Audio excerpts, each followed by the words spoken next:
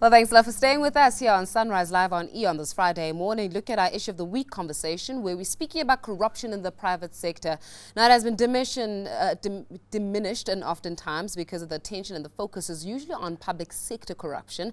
And while corruption in the public sector remains a topic of discussion, the private sector almost has a damaging effect on society as well as public sector corruption, maybe even more. So private sector corruption affects ordinary citizens directly and very deeply, especially when it comes to taxes, job losses, distrust in corporations. So to unpack this issue around private sector corruption, the impact that it has on mine and your pocket, and also perhaps the moral fiber of South Africa, we've got in studio David Loxton. He's a partner at Dentons SA as well as Economist from Leapfrog Global, Chris Hart. Now at home, as always, we invite you to be part of our conversation this morning. Remember that number to dial is 011 447 1742, alternatively 1620, or you can leave your comments on our Facebook as well as our Twitter pages. Gentlemen, good morning to you. Good morning.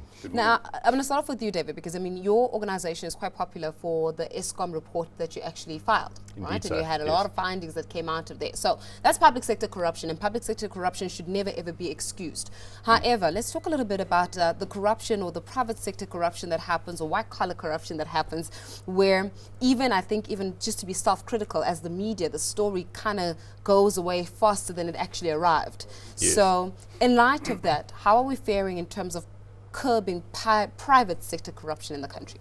Well, the short answer is not very well at all. Yeah. I mean, I think that one must accept that the two go hand in glove. You know, we're talking about private sector corruption, but the private sector corruption is linked to the public sector corruption. Speak to us about that. Why do you say that? It's the private sector that's paying the bribes. That is actually colluding with government officials to divert resources from where they should be going to line their own pockets and share the spoils with the officials within government. That's a simple answer. Okay. So, I know that you want to say something, Chris. It's not business that's being corrupt or even the public sector that's being corrupt. It's people that are being corrupt. Wherever you've got people, you've got the risk of being corrupt. Now, business, I believe, is what I call amoral. If you provide them with a corrupt environment in which to operate, they will become corrupt. Yeah. If you provide them with a clean environment to operate, they will be clean. Private sector corruption, I do believe, is what you call the politics of distraction. As I would just say, it's not just there, it's here, you know, look elsewhere as well. But what we find is where you have very, very heavy regulations and an inefficiency or an ineptness with those regulations, you always find corruption with that. So countries like that as India, a Byzantine tangle of red tape to do business. Right? How do you get things done? You have Brown to actually, paper bag.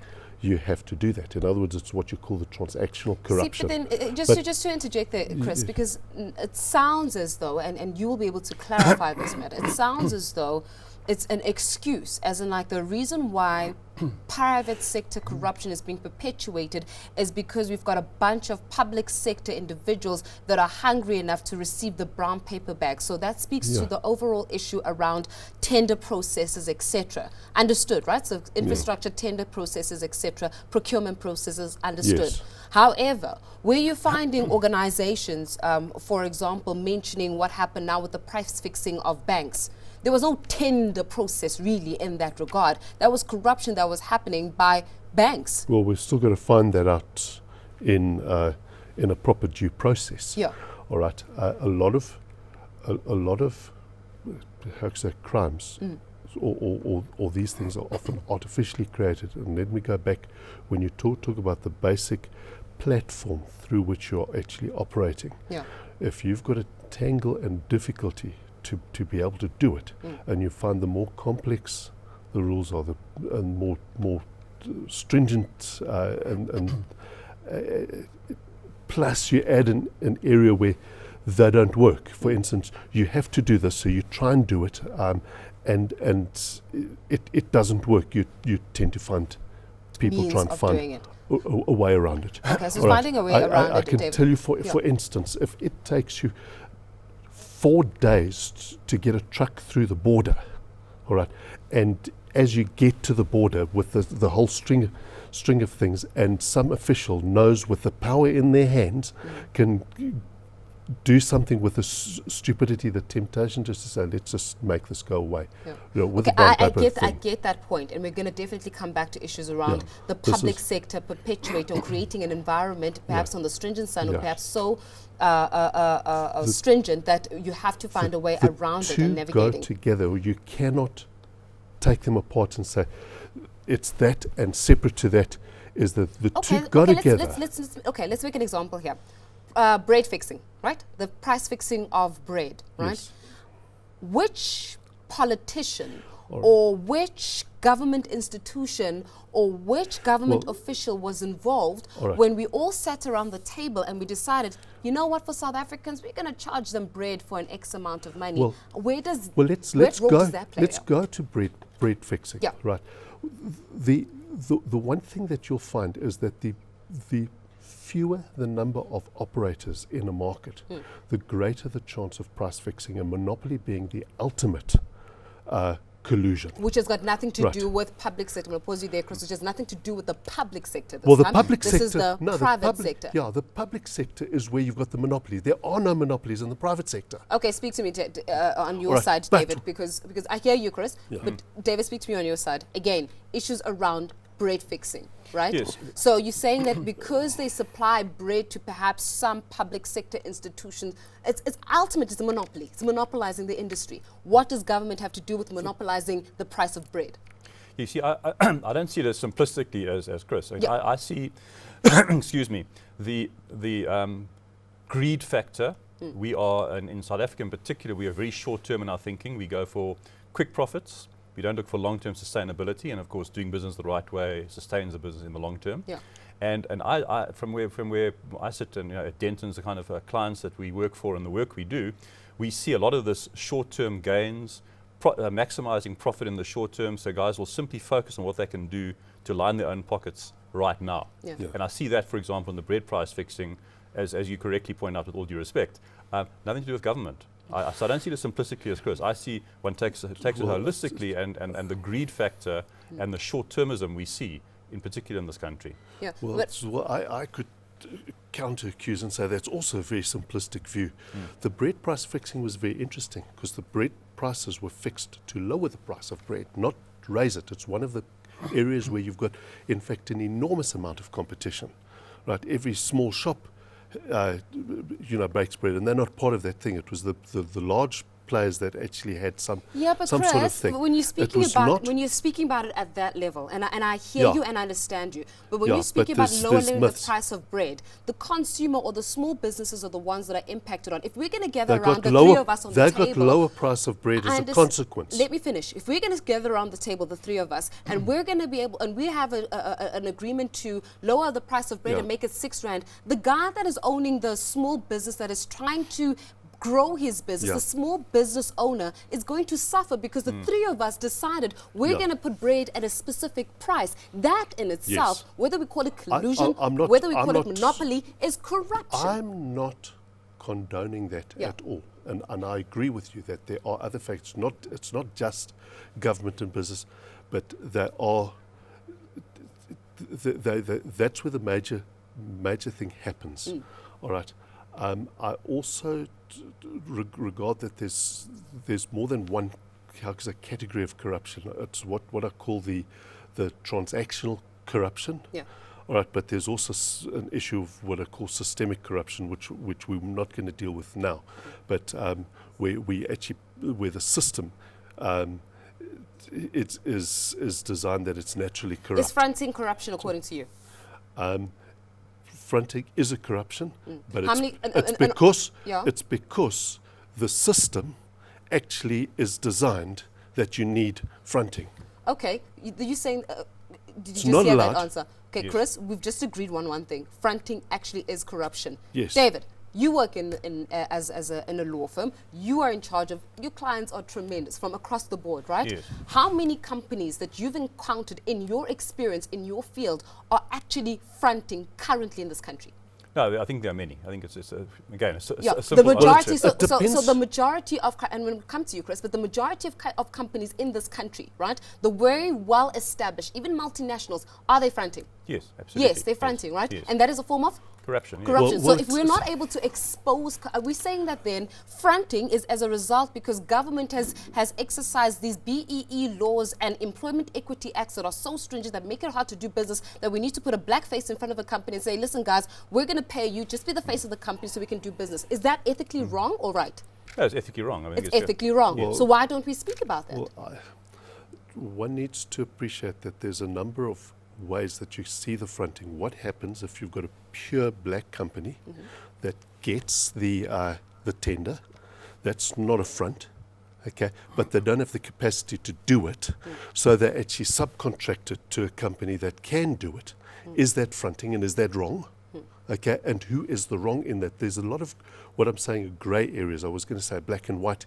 It's not just a black and white issue in a metaphorical sense, of course.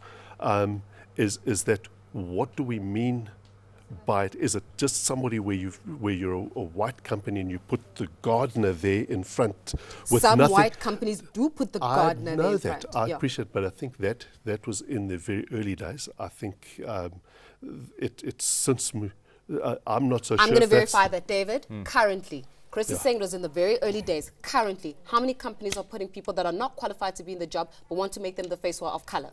Hey, I think, again, I can't give exact figures. But are they still there? They're still there. And they're absolutely. happening currently. Absolutely. So in other words, that negates your point. No, it doesn't negate it. Okay, so I want to put no.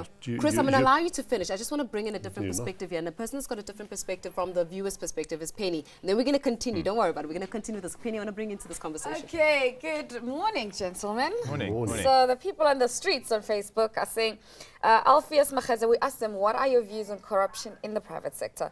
Alpheus saying, I think there is only one view in corruption, whether it is public or private sector, there is no difference because crime is crime, guys. No one should be treated differently because of how rich or poor the other person is.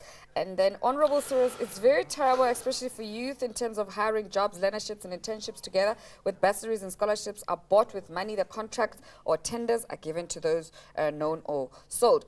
And another one, very interesting, Pakazal saying, private sector corruption is their money, so I don't have a say. Oh, interesting one point. Thanks so very much for that Thank one, you. Penny. No. Yes, there are many, and to bring you the point, and I hear you, David, private sector corruption is their money. What is your view on that? And that's been an argument a lot of recent. So, well, I think it gets back to my point that it gets back to the greed factor, individual greed, and how can we maximize profits in the short term? So that is the kind of the focus we're having at the moment, and we're not looking at long-term sustainability, which we should be. So to get back to our point, Chris, I can hear you champing at the bit to comment here, but we can't divorce the two. The two go hand in glove: private sector corruption, public sector corruption. Private sector is maximizing profits in the short term. They're cutting corners. If it means paying bribes, if it means being corrupt, we will do that. And the system allows them to do that because we've got the systemic breakdown in law enforcement, so the chances of being caught are very slim, and even if you are caught, the chance of being successfully prosecuted is even less. So that all sort of creates an environment whereby corruption is actually very easy to do. And if there's no consequences, well, let's do it. There's one thing is that one needs to understand that one's got to be very careful of generalizing that every company is doing it, and that's not correct. The other thing is to assume that every law is correct. I'll give an example which is easier to understand in the apartheid era, right? If a company broke and compromised an apartheid law, right, that's breaking the law, all right, were they right or wrong? Okay. Right. So what I'm saying is that it's what one needs to look at the correct platform. But I think if we actually now put it, let's give another example of corruption. I do a deal with you, all right, but I know that the legal system is inefficient, hideously expensive, etc., and I don't pay you. Right. So what's your remedy? Say, sue me. Okay. That immediately is, I'm acting unethically, and I know you don't have the means to actually sue me, to actually get restitution. So where I'd like to suggest is to say, it might be my money. It's not as simple as that, because when you start getting business that's not conducted on an ethical basis, whether in the private sector or public sector, it raises the costs.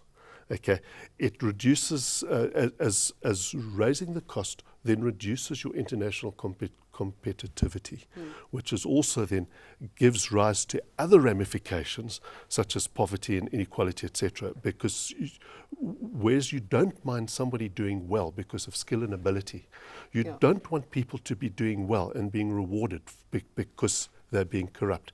So where I was being concerned is that you're trying to frame me that I'm that I'm supporting it. There is absolutely no way. Right. Trust me, Chris, I don't think it's all about who supports it in this conversation or who does not support it. However, what is important here, and unfortunately we're running out of time, what is important here, and perhaps the whole purpose of the conversation is to understand that the people that are affected are people on the streets. And most importantly, if we don't give the same amount of exposure and recourse for public sector and private sector corruption, treated as equal corruption, not collusion, corruption, then we're not moving forward as a country. So we have to leave our conversation. We need we're going to take this leads conversation off air. But it's important. And hopefully we've managed to perhaps enlighten you as South Africa regarding the effects of corruption on yours and my pocket, but most importantly, the role that we have in exposing such. So David Loxton, partner at Dentons South Africa, as well as economist from Leapfrog Global, Chris Hart, giving us that conversation.